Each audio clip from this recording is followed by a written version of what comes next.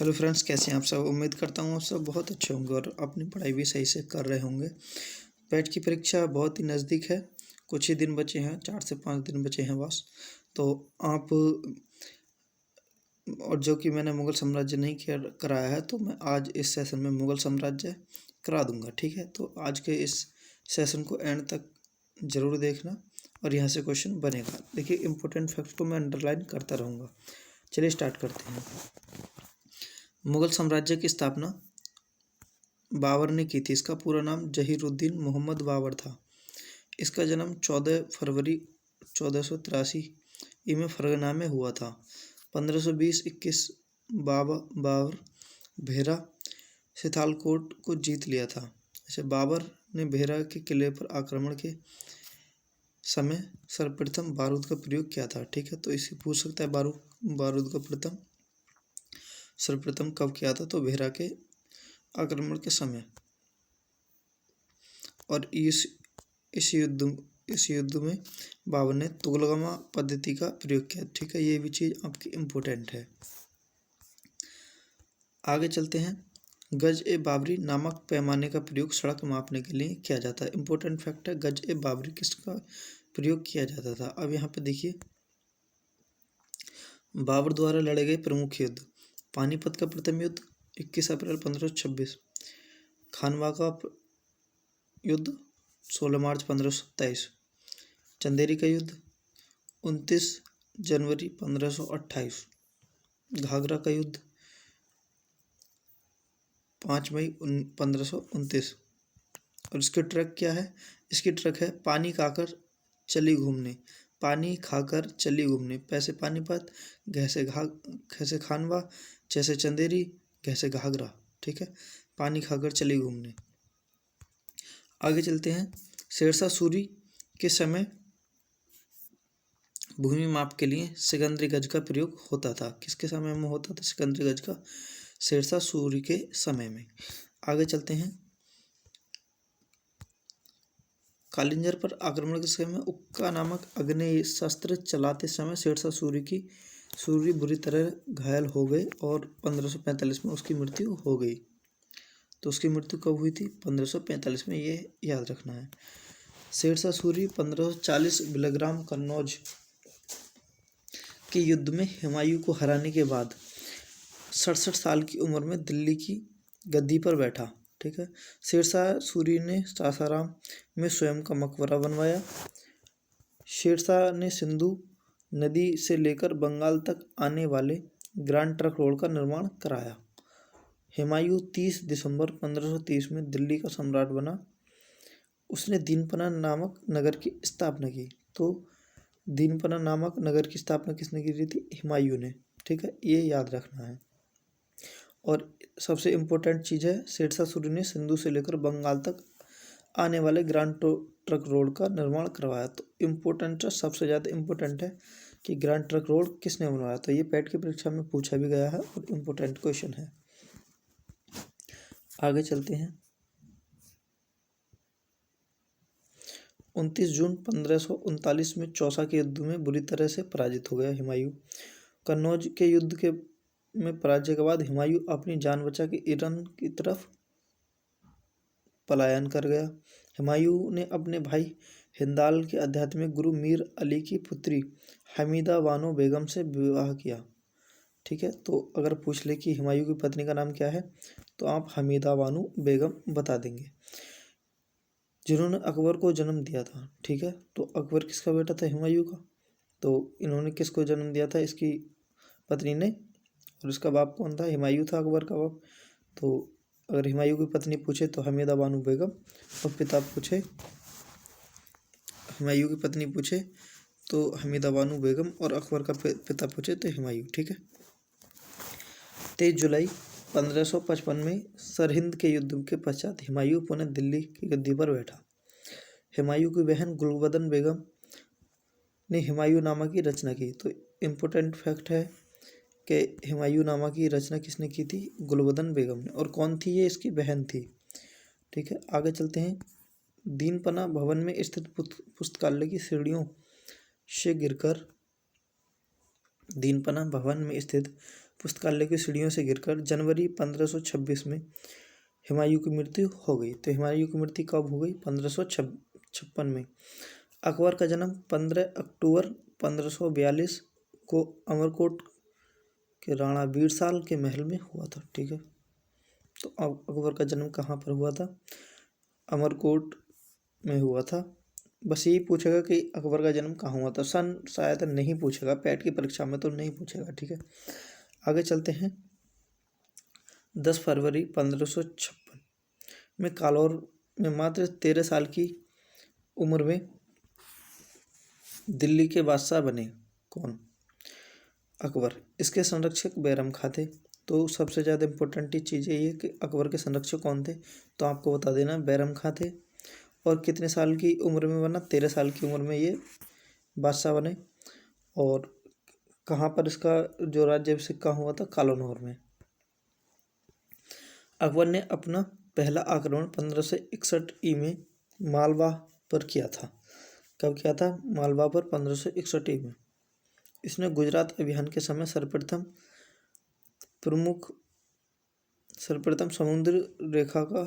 समुद्र देखा। अच्छा, गुजरात विजय के समय सर्वप्रथम इसने क्या देखा था? समुद्र देखा था।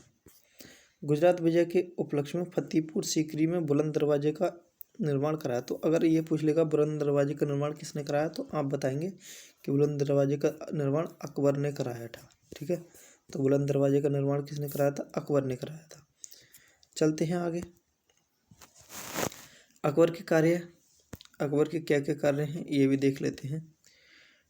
दासप्रथा का 1562 में कराया। तीर्थ यात्रा कर समाप्त करवाया 1563 में। जजिया कर समाप्त कराया 1564 में। दीन ए इलाही की घोषणा की थी 1582 में। तो ये जजिया कर किसने समाप्त करवाया था? अकबर ने। और दीन ए इलाही की घोषणा किसने की थी? अकबर ने। ठीक है, ये दो चीज़ इम्पोर्टेंट है।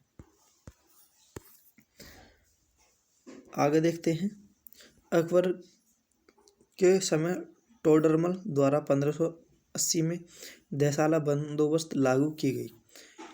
ठीक है, अब देख लेते हैं अकबर के नवरत्न।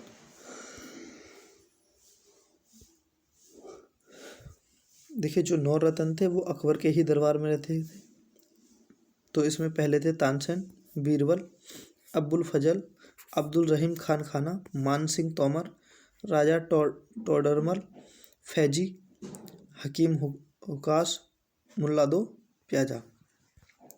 तो पूछ लेगा, किसी को नाम देंगे कि इनमें से कौन अकबर के 9 रत्नों में से नहीं था, तो आप बता देना जो इन 9 में से अलग हो वही आपका आंसर हो जाएगा। ठीक है, या फिर ऐसे पूछ लेगा कौन इनमें से अकबर के 9 रत्नों में था, तो आप बता देंगे।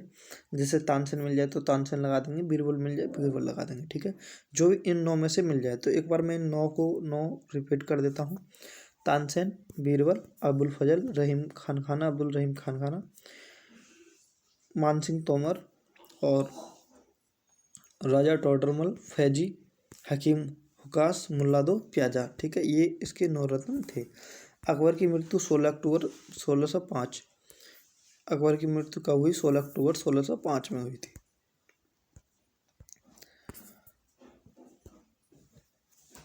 सोलह सौ पाँच में जहांगीर दिल्ली का बादशाह बना। इसने अपनी आत्मकथा तुजुक ए जहांगीरी स्वयं लिखी। ठीक है, तो तुजुक ए जहांगीरी किसने लिखी थी? जहांगीर ने लिखी थी, बस इतना याद रखना है। ठीक है, जहांगीर के दरबार में 1608 ई में विलियम हॉकिंस इंग्लैंड के राजा जेम्स प्रथम का राजदूत बनकर सम्राट अकबर के नाम पत्र लेकर उपस्थित हुआ। ठीक है, देखिए 1608 में आया। विलियम हॉकिंस इंग्लैंड के राजा जेम्स प्रथम का दूत बनकर सम्राट अकबर के समय। तो पूछ लेगा कि जेम्स प्रथम जो राजदूत था वो किसके समय आया, तो आप बताएंगे जहांगीर के समय आया था।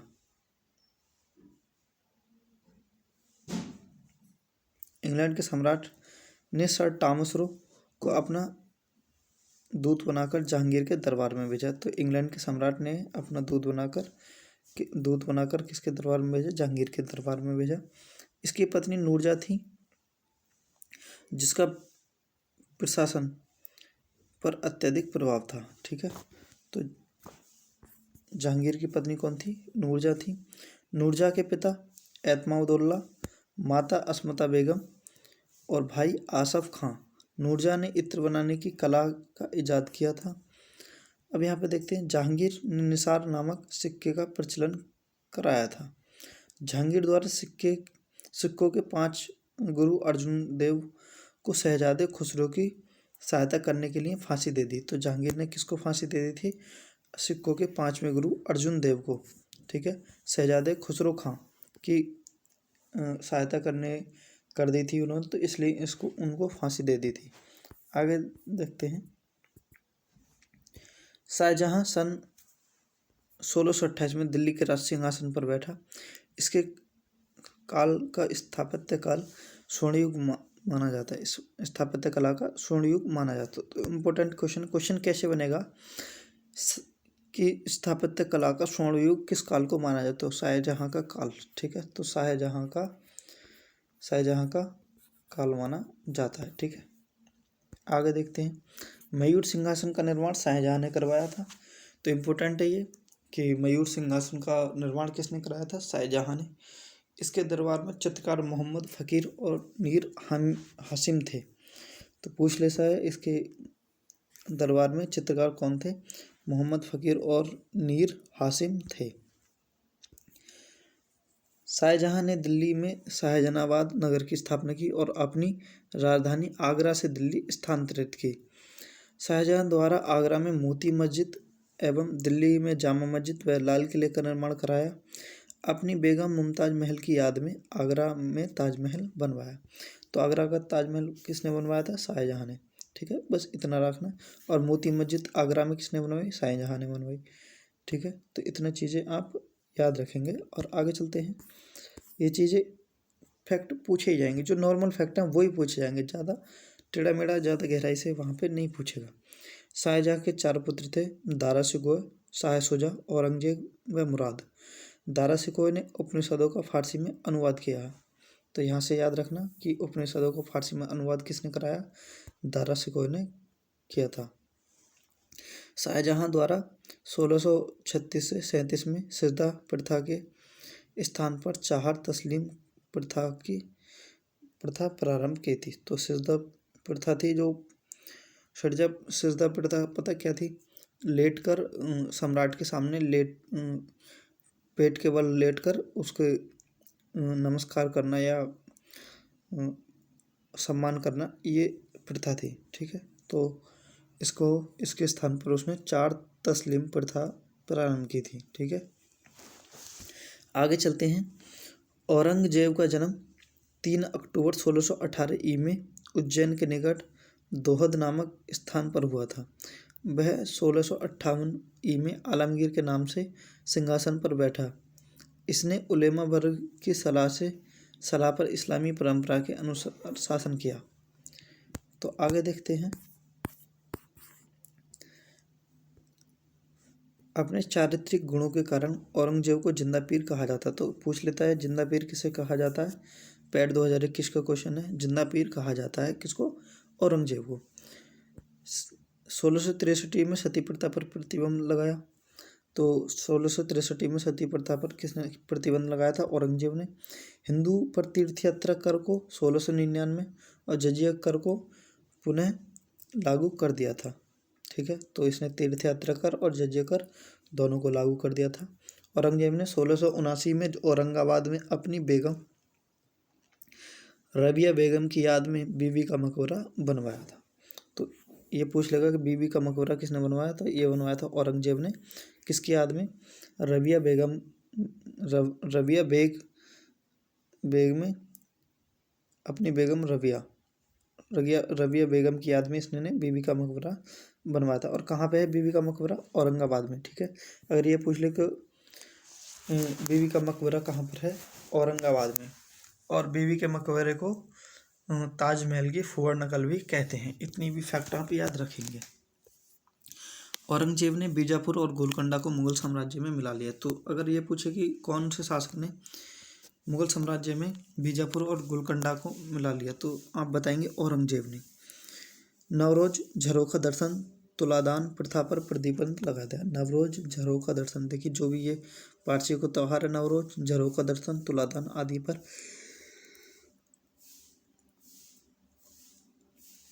इन्हें प्रतिबंध लगा दिया। ठीक है, आगे देखते हैं।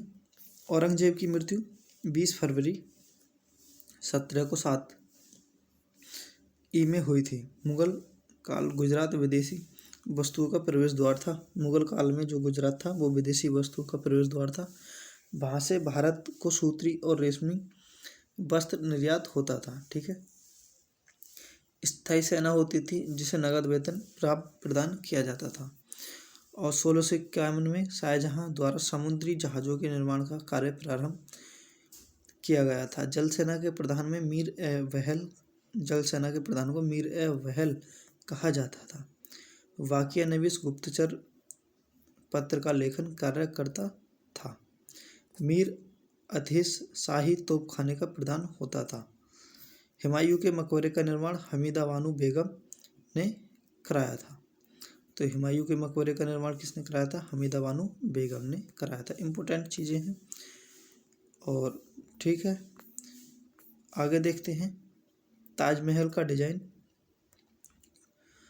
उस्ताद अहमद लाहौरी ने बनवाया था। शाहजहां ने उसे नादिर अल हसन की उपाधि दी थी। ठीक है, नादिर अल हसन की उपाधि किसको दी थी? जिन्होंने ताजमहल बनवाया था, उस्ताद अहमद लाहौरी। ठीक है, दसाबान और बसाबान अकबर के दरबार में प्रमुख चित्रकार थे। हमजानामा मुगल कालीन चित्रकारी की सबसे महत्वपूर्ण कृति है। ठीक है, तो ये जो कृति है किसकी है? मुगल कालीन की चित्रकारी की सबसे महत्वपूर्ण कृति है। उर्दू का प्रथम काव्य संग्रह दीवान नाम से मोहम्मद कुली ने उपनिषद की रचना करवाई। तुजुक ए बाबरी की रचना बाबर ने तुर्की भाषा में की थी। तुजुक ए बाबरी की रचना किसने की थी? बाबर ने। किसमें? तुर्की भाषा में की थी। पंचतंत्र का फारसी में अनुवाद मौलाना शाह मोहम्मद द्वारा किया गया। पादशाहनामा की रचना मोहम्मद आमीन ने की थी। अकबरनामा आईने अकबरी अबुल फजल द्वारा लिखा गया। ठीक है, तो इतना ध्यान रखना कि आईने अकबरी किसने या अकबरनामा किसने लिखा था? अबुल फजल ने लिखा था। तानसेन ने रुद्रवीणा नामक वाद्य यंत्र की खोज की थी। यह ग्वालियर से संबंधित है। तो आपसे पूछ सकता है कि तानसेन कहाँ से संबंधित है, तानसेन का जन्म कहाँ पर हुआ था? तो आप बता देंगे कि ये तानसेन का जन्म ग्वालियर में हुआ था। ठीक है, अब आगे देखते हैं। औरंगजेब स्वयं एक कुशल वीणा वादक था। ठीक है, तो औरंगजेब क्या था? एक कुशल वीणा वादक था। तो औरंगजेब को वीणा वादक था। ठीक है, तो ये इम्पोर्टेंट फैक्ट है। मोहम्मद रिजा खां को उत्तर भारत में आधुनिक संगीत का अग्रदूत माना जाता है। तो मोहम्मद रिजा खान को किसको उत्तर भारत में आधुनिक संगीत का जनक माना जाता है। तो फ्रेंड्स, ये था आपका मुगल साम्राज्य से संबंधित फैक्ट। इससे ज़्यादा पढ़ने की कोई आवश्यकता नहीं है। जो चीज़ें अंडरलाइन की हैं उन फैक्ट्स को ध्यान रख लेना, आपके पेट में क्वेश्चन यहीं से बनेगा। ठीक है, तो मिलते हैं नेक्स्ट सेशन में। अगर आप मेरे चैनल पर नए हैं तो चैनल को सब्सक्राइब कर लें, वीडियो को लाइक और शेयर ज़रूर करें। ठीक है फ्रेंड्स, मिलते हैं नेक्स्ट वीडियो में। तब तक के लिए जय हिंद।